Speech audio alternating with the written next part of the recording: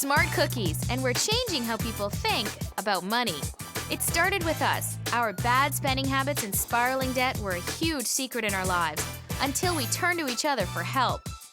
We formed a money club, stopped hiding our problems, and started talking about our finances. Together, we came up with a plan and stuck to it. Each of us managed to turn things around. We're living our dreams without sacrificing what's important to us. And now, we're doing the same for others. In this episode, we show these rookies how to find money in the home, using house swaps, household appliances, and even housemates.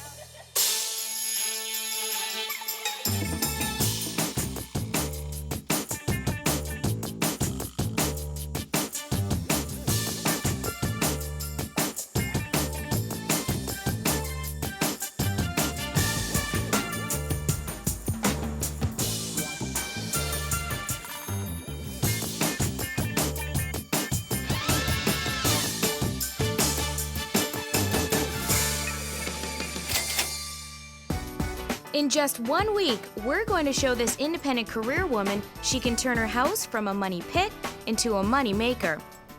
39-year-old Jennifer works in investor relations, earning about $5,000 a month.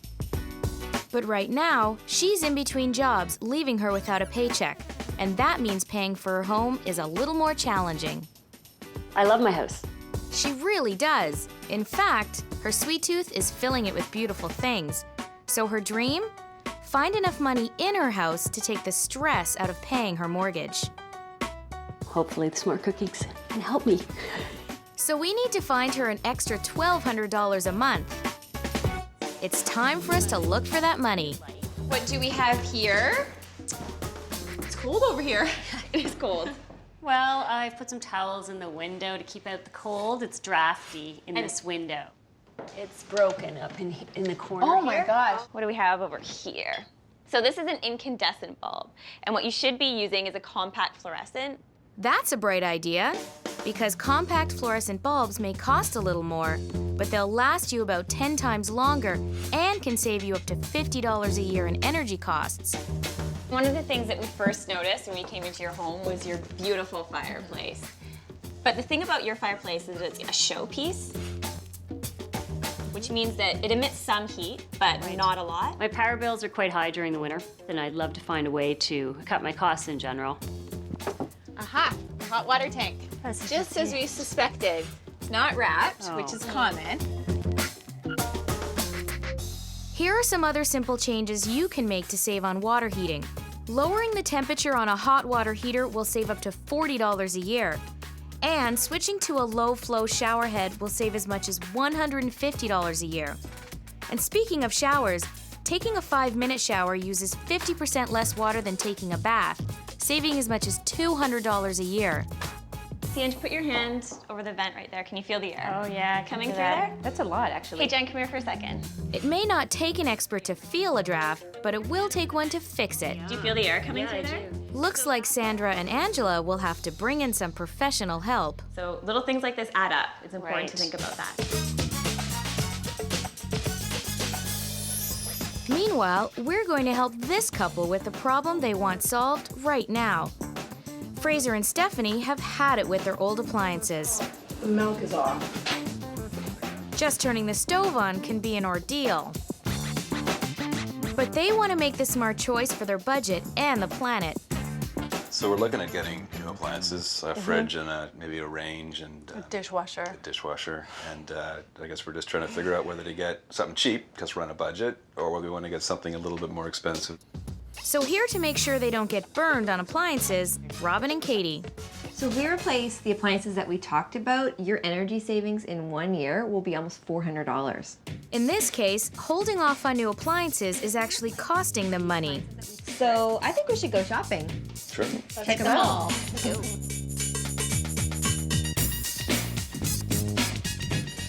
On an Energy Star rated dishwasher, you're saving as much as $70 a year on your energy costs. So if you buy a dishwasher for $500, you'll recoup your costs and energy savings alone in 7 years. Another thing you want to look for to save energy is the no heat dry option. Letting your dishes air dry will save you 15 to 50% on the cost of running your dishwasher. The refrigerator may hold all of your food, but it eats the most energy. A new efficient unit will save you $35 to $70 every year. Finally, the washer and dryer, and we have a few tips for those as well. Since you're in the market for a new washing machine, maybe try looking at a front-loading washer. These actually use 35 to 50% less water. That's $60 to $80 off your energy bill a year. And the best thing about the shopping trip? A bit of research and know-how means you can keep adding the savings long after you've settled on a price tag you're happy with. We'll definitely consider spending a little bit more on the front end so we can save in the back end and contribute to the environment.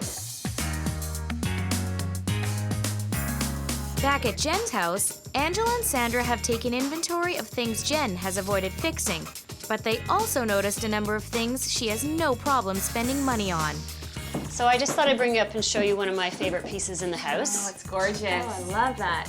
This is a beautiful couch. You've invested in some really great pieces for your home. I have, yes. So while problems like the window are being ignored, purchases like the painting are taking center stage. And the cost of these choices are really adding up. You've invested over $80,000 in your home, but you've invested in really beautiful quality items, and you should be proud of owning this home and taking such great care of it. Now it's time for Jennifer to start thinking about investing in things that will save her money. What we really want to focus on is how you can save money by changing your energy habits. Okay. So are you open to some ideas on how we can do that? Absolutely. Up next, We're ready for holiday, but we're a little bit tight on cash. we find more money in the home as this family learns how their house can help them get a European vacation.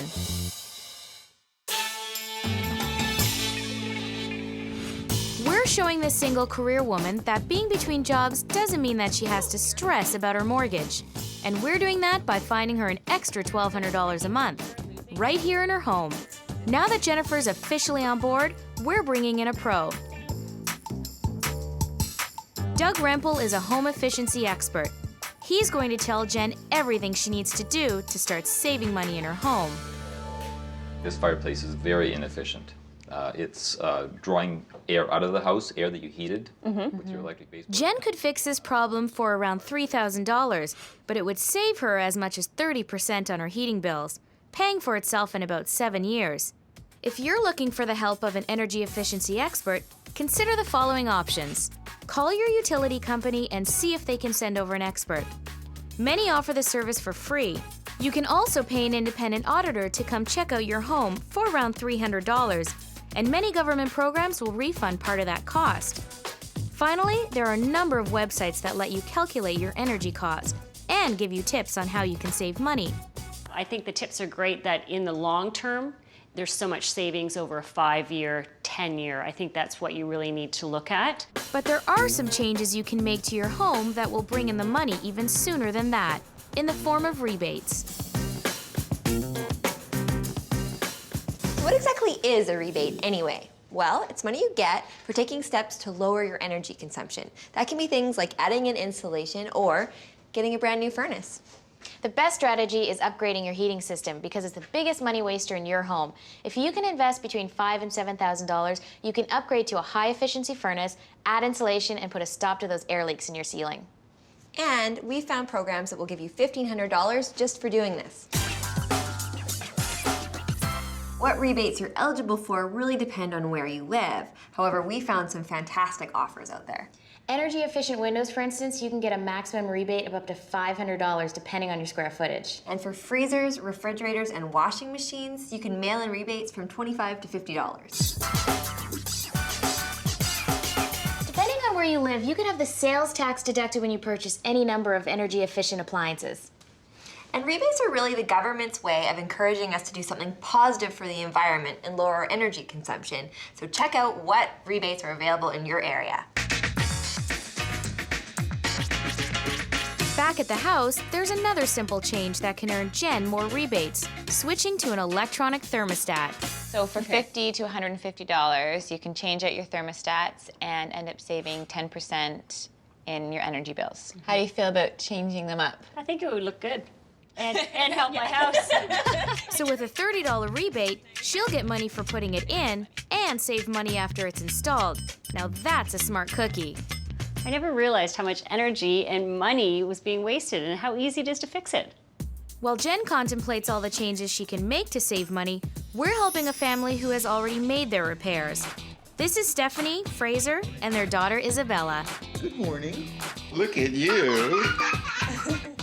New additions to the home and the family have left no time and little money for a big vacation. We're ready for a holiday, but we're a little bit tight on cash. Well, we've got a plan that will help them turn their house into a ticket to a European holiday. Robin and Katie are telling them how. A great way to go on really nice trips but save money on accommodations is a home exchange. And you guys are such ideal candidates because of where you're living. You're close to the city center, you've got great transit nearby, so you should be able to get an equally ideal place in exchange. Sounds fantastic. Let's take a tour and get a good sense of what we're working with, and then we'll show you how to get started. The first step in getting set up, find a reputable home exchange site so you can be assured of great homes and great people to swap with. We found the best ones are membership sites where you're paying about $100 in a membership fee per year, but you're just getting a way better category of home swappers. Looks like this site has close to 20,000 people registered on it, so that looks like a lot of opportunities. Even when you're happy with the site, you want to make sure you're covered in case of anything unexpected. Now, the really good news about having people in your home is that standard home insurance does typically cover a guest and any damages that might be incurred. But we always recommend just double checking with your insurance company just to be safe. We're inviting all sorts of people over to our house all the time. Having somebody in the house that we don't really know that well is really not that much of an issue. The other thing about insurance is you want to go with a website that offers cancellation insurance. You don't want to have your bags all packed and then someone on the other end cancel and you have no place to go. Consider swapping cars as well. It'll save you hundreds and it's easier than you might think. This also saves you about $250 a week. And if so, again, then want to take out third-party insurance. Step 2, it's time to get snap happy and show off your house. Fraser, you took some great pictures. So are you ready to build a profile? Along with the photos, it's a good idea to post as many details about your home as possible. The other thing you might want to list is if you have any sporting equipment. So if you had a kayak or canoe that someone could use while they were here, that would be great to point out. Finally, post your profile. Okay, that's looking good. So let's read what you have. Okay, our house is loaded with charm and character that is perfect for relaxing and entertaining. Once the listing is placed, you can sit back and wait. But it may be more adventurous to make the first move. Even a little window shopping can be fun. A chateau above the French Riviera. To stay in a place like this abroad will cost at least $3,500 for 2 weeks. And your car, $250 a week, that's $500. Total savings over $4,000. That's very impressive. And with that, Stephanie and Fraser can start looking abroad, knowing they can finally take that European vacation. The accommodations are always such a really expensive part of any vacation, and we're really happy that we can possibly avoid that cost and maybe meet some new people along the way. Back at Jen's, we found lots of simple changes that will cut our energy costs. Now we've discovered another place to save money, and this time it'll only take a phone call to fix. You are using an additional 500 minutes every month on top of what your regular plan is. If Jen switches to a new cell phone plan, we think she'll save as much as $250 a month. Let's do it right now. Okay. 250 more minutes for an extra $15. With that, Jennifer's on a whole new plan that will save her hundreds. So one thing down. One thing down. Couple more to go. Couple more to Okay. Including a challenge where Jen's house will be earning her some money. Hello. Hi. Hi. Gary. Hi, how are you? I'm good. Come on in. Jennifer needs $1,200 a month to take the stress out of her mortgage. It's cold. So we're helping her find it right here at home, saving on her utility and heating bills. And now with our next challenge, she's going to learn to make more dough. This is a spare bedroom. This is a great space, but it is empty. It is. Yeah. So you're paying for this space every month with your mortgage payment, and yet you're not using it. It's sitting empty. Mm-hmm. Correct. But Angela and Sandra have a plan that won't see it empty for long. We want to turn this empty space into a moneymaker for you. And one great thing to consider is renting out the space. Have you ever thought about doing that? Well, now that the brought it up. I think renting out my room is such a great idea, and I think I can make quite a bit of money on it over the year. The first step? Get the word out. I'm just typing up the ad for the room. So what are some key things that you think I need to add? Well, we have to think about pricing the space. Right. So if you want to rent out a space in your house and you have no idea what to charge for rent, check online or in your newspaper to see what other places that are comparable to yours are renting for. Okay. Oh, and another thing too, when you're scheduling potential renters to come through, you want to make sure that you stagger them just minutes apart. And then, because then multiple people will come and it'll look like there's a lot of interest in your place. Ah, okay, good idea. Create a renter's frenzy. It wasn't long before there was a knock at the door.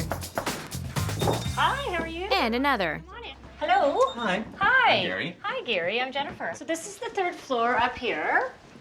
It has lots of skylights in it, good light. You have your own private bathroom. Then the private deck would be your own deck, and you can actually see the mountains. It's $950, and then we split utilities. Yeah, we would split the utilities. Getting the right renters is a matter of being prepared. So Angela and Sandra are going to make sure Jen's opened her door to the right people. And here are a few tips to make sure your tenant is a good fit.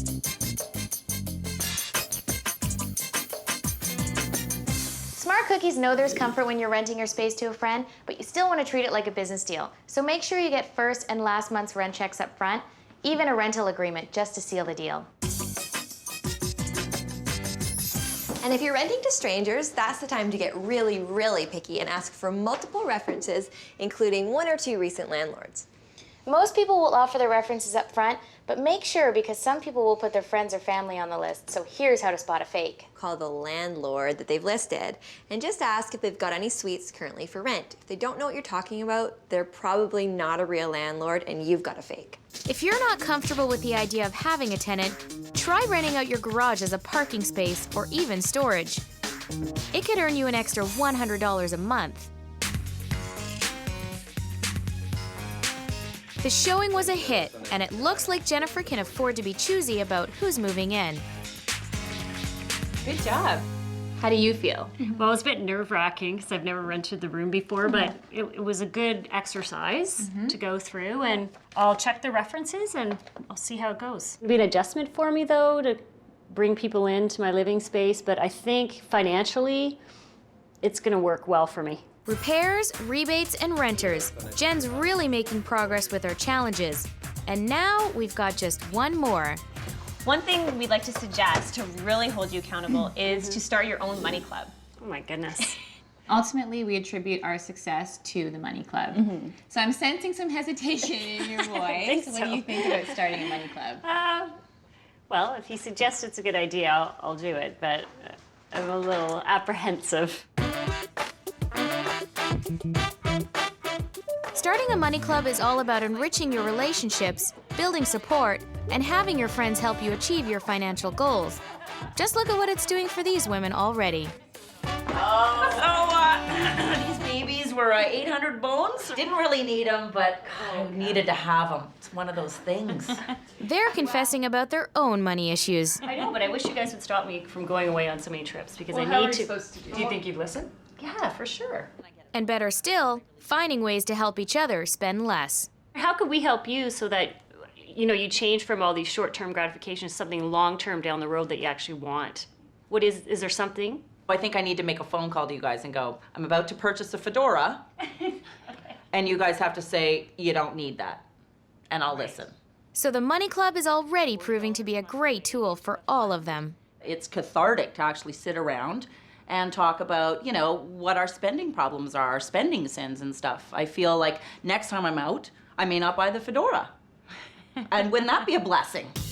I feel relieved that we could get together and actually talk about our finances, and it's empowering when you hear everybody else's story, and then now I feel like we're on the right track. The only question left? Will our challenges and changes around the home give Jen the $1,200 she needs to take the stress out of her mortgage? Jen, we have had so much fun with you, and you've made some amazing progress. When we met Jen, she was filling her house with beautiful things, but a little investigation revealed it was also leaking a lot of cash. So did we manage to plug those leaks and find the $1,200 she needs to take the stress out of her mortgage? Hi, what are you guys doing here?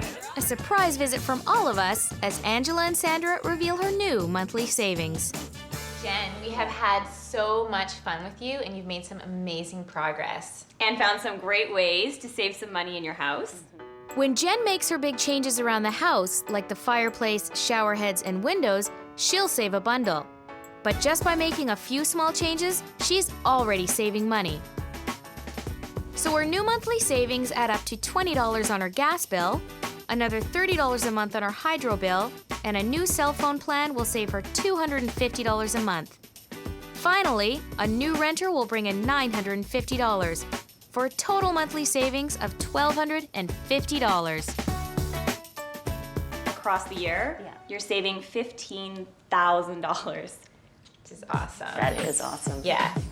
It's been a whirlwind of a week. I'm doing some small changes around the house. It's going to help the environment, save me some money. All in all, it's been fantastic. So the newest member of our money club toasts a dream come true. Yes. Cheers. From the comfort of her own home.